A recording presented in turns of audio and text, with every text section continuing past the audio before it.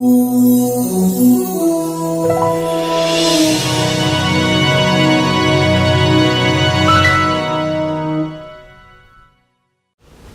I'm Scott Stevens, Goldsboro City Manager, for our March update, and a lot going on this month, more than maybe we had thought or expected, due to really a positive one, Majesty Mania. If you've not heard at this point about Majesty Rose and her tour on American Idol, I don't know where you've been, because we have really talked it up to the community. Really an exciting time, and very proud of this young lady and the way that she is representing Goldsboro and Wayne County in terms of her talent and her personality. So just a lot of good things going on, a lot of good national press for our community. A lot going on between partnerships in the community. I know we're having weekly gatherings at this point at Wayne Community College on Wednesdays and at the YMCA on Thursdays. But I would tell you, tune in and go find out where the next meeting will be, because as we outgrow spaces, we may move locations. We have a website set up. That's majestymania.com that will give you the latest and the greatest of what's going on and where we'll be and activities.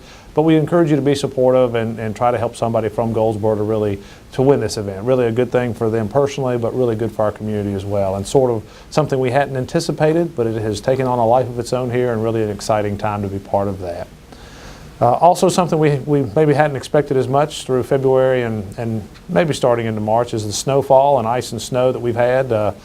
More this past 4 weeks than we've had in a lot of winters total. I'm still very pleased with our city staff and their preparation for the event and then the response to it. I think they've done an outstanding job in taking care of the community to the best of our ability, and from all departments involved in that. I do want to thank them.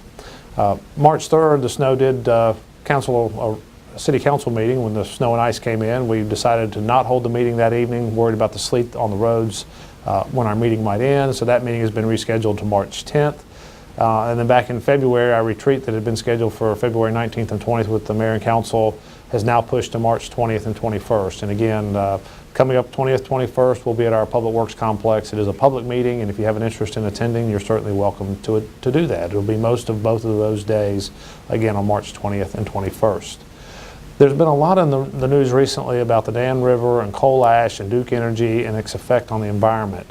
And while I don't want to downplay that, there's also been coverage about Goldsboro and the fact that there's a coal ash pond related to the Lee plant upstream of our water intake, and is that a concern for us? And the shorter answer is today there is no breach from that into the river that's creating a problem with our water intake and our water supply in Goldsboro. We would treat that like we do any other contaminant in the river that's not generally there, such as wastewater or chemicals or anything else that might be a problem for our water supply. We have contingency plans in place that would allow us to exist without the use of the river water for a period of time, and we certainly have another alternate source for our intake should we need that. So I don't want to tell you the coal ash is not an issue, but it's not an issue for our water supply in Goldsboro today, and I want to reassure you our staff is very aware of the situation and attentive to issues and changes within the Neuse River and how it might affect the water we're drinking. So if you have questions, again, please don't hesitate to find us or call us, and we'll be happy to talk with you in more detail. Mentioned several times a new way to report information, non-emergency items to us, such as potholes or street signs leaning or street lights out or high grass complaints or whatever it might be that you have on your mind that's something the city should be fixing. You can do it through your smartphone, tablet, or computer. You started a website of 311gis.com, 311gis.com. You can register as a user.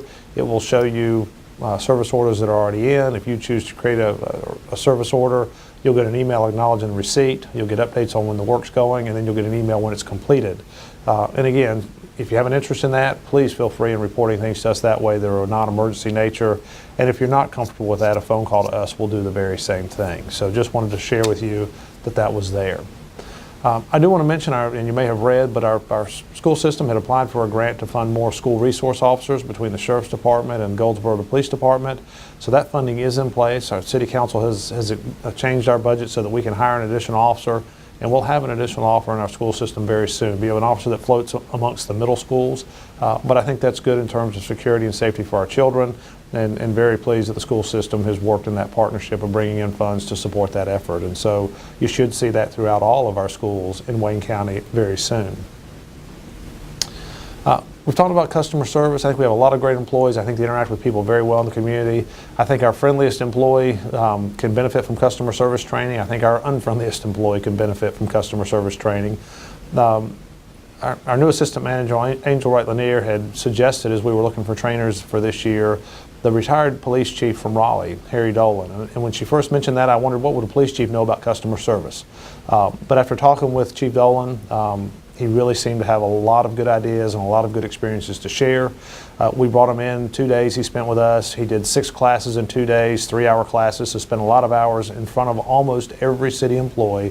400 and some of us went through that class over a 2-day period. The feedback from our employees was phenomenal. I think his training was very well received. His message was certainly good. And I just want to compliment our employees for going through that. I hope you in the community see the difference in some of us and some of our workspaces. And one exercise he put us all through was what he called coffee stains, but it's things that you see that when you're here every day, maybe you overlook, that when others walk in and see it, don't represent us well. And so we have a list, actually a couple-page list of items that are simple items, from trash to maybe pressure washing to more expensive items of replacing or renovating some areas. But it's certainly a list that our employees developed in all of these 2 days, and as the 400 and some went through the training, and we'll be working to correct most, if not all, that he had identified in terms of coffee stains or things that don't put our best foot forward. So if you see some other areas that we think we ought to be improving with our parks or vehicles or facilities, please don't hesitate to let us know. But I was real excited with the training and the employees' response to that, and we look forward to serving you, again, in a friendly customer service manner as we go forward.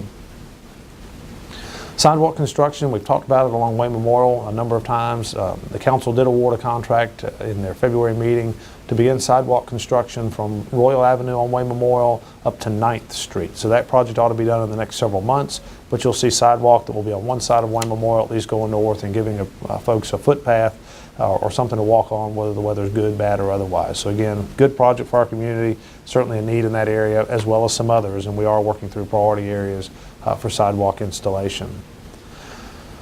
We continue to have discussion of park master plans, and the council some time ago asked if we would develop plans for our parks. So we're not just hit and miss and putting a playground here or a building there or shelter here or restrooms here or parking there, and it not making sense in terms of going together and a build out for the park. So we have conducted the exercise of having public input to tell us what they see in the park, what they'd like in the park, for Mina Well and Herman Park. We have done that exercise for both of those parks. We have been discussing these park master plans, and they're an idea of what you'd like the park to look like, 5, 10, or 15 years out. They really have no relation to the bond referendum we've talked about, and so although we're talking about them at similar times, I was trying to separate those in terms of their adoption. And we have had some discussion with the park master plans of the council just asking for more information and why this and why that, which is certainly what they should be doing. And so for me, that's not meant to be any kind of thing that the park master plans won't be adopted in some form or fashion, because I think the council wants to have a plan for our parks. It's just trying to make sure they understand the logic and the reasoning for why we have a shelter here or a roadway there or a ball field oriented this way. And it's been, I think, good discussion with our council. I hope they'll approve those in March, but based on their comfort level and how we've made adjustments, we'll see. But it's something you'll hear from us until they get approved, because one, the council asked us to do that, and it does make sense going forward. It is sort of a roadmap. It can be changed, but it would be our footprint or our guide for work within the parks for many years to come. And so we do have those two on the agenda in March again for Herman Park and Mina Well. Fence removal along US 70, we continue to be focused on appearances in the community, and again, we've talked about we removed it from Williams to Wayne Memorial. We're now removing fence from Wayne Memorial on eastward, and we'll go until we get to where it intersects or where Ash Street comes back into US 70. And I think by the May-June time frame, all of that fence will be removed. The feedback thus far has been very positive, and again, I do want to say congratulations or thank our Public Works Department for that, and our Public Works Director, Jose Martinez, for really instigating that and inquiring with DOT as to whether or not we could proceed with the removal of that fence. But our staff has worked hard on that project. I think they're proud of it, and the community's response has been very good as well. Streetscape, we haven't had an update on where our streetscape is and our Tiger grant. We'll be sharing that with our mayor and council very soon, but just to let you know sort of status, we have worked through a lot of the requirements of the Tiger grant, which is federal funds, which require a different level of checkoffs and accomplishments as we go through the bidding process and requirements. We're to the point that I think we will be able to bid this project or put it out to bid in March, meaning we would open bids probably in the April time frame. The council would take a month or so to award the project. The contractor, I hope, will be able to go to work, whomever that is, sometime in the June to July time frame. And again, With that would be streetscape the next 3 blocks from Mulberry on Center Street going southward for 3 blocks. And then the other 2 projects would be the Walnut Street streetscape work down to the Union Station site and the building of the Gateway Bus Transfer Center. Those projects would follow closely behind the Center Street streetscape project. So again, that work will be coming very soon. We've also talked an awful lot about our recreation bond referendum. We're out speaking to civic clubs. We've talked with our mayor and council. We'll have a website under development that if you go to our website, there'll be a tab for the recreation bond very soon that would give you much more information about the projects. But again, it is on the referendum for a May 6th vote. 18.9 million bond would be 4 projects: our W.A. Foster reconstruction and multi-sports complex, greenways, and then the final project would be our Herman Park center renovation. Really in priority order of how we do those projects. If it's approved, it's up to a 2.4-cent property tax increase. The projects will be completed in a 4 to 6 year time frame, with a few of them starting very soon, the Herman Park Center likely being the last project.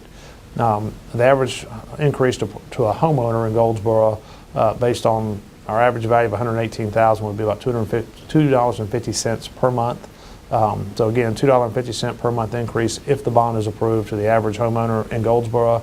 If it's not approved, the renovation work and the reconstruction work and the other 2 projects I think still would be completed. It would just be over a 20 to 25 year time frame versus a 46 year time frame. And we do that if not approved as funding becomes available in the future. Some questions as to why can't we do a sales tax. The short answer is the council doesn't have that authority. It takes the state legislature to allow that. And also, why wouldn't the county commissioners contribute? And I will tell you, I would expect that, 1, we can't control that, but 2, I would expect that they have enough needs within the county that they feel like the recreation is not their priority for them to participate in that. Again, if you have questions, the website will be there. Certainly call us. We're willing to come out and speak to you or any group, homeowners, churches, civic clubs, to at least give you the facts, and so you'll have a good basis for your decision when you go to vote May 6th. With that, I'll close for this month. Would ask you again, as always, if you have questions or comments of anything you hear going on or read in the paper or have heard in the community, please don't hesitate to call my office, 580-4330, 580-4330, or if you'd like to do something via email, our website at goldsboronc.gov. There's a citizen request tab at the top right of that. You can hit that, sends an email to my office, so you can do that any time of day. But again, we want to hear from you and respond to you and make sure you at least have the information so that you understand what's going on within the community and why we're making the recommendations or the council's making the decisions that they're making. So again, with that, thank you. And spring will get here soon enough, so enjoy when it comes.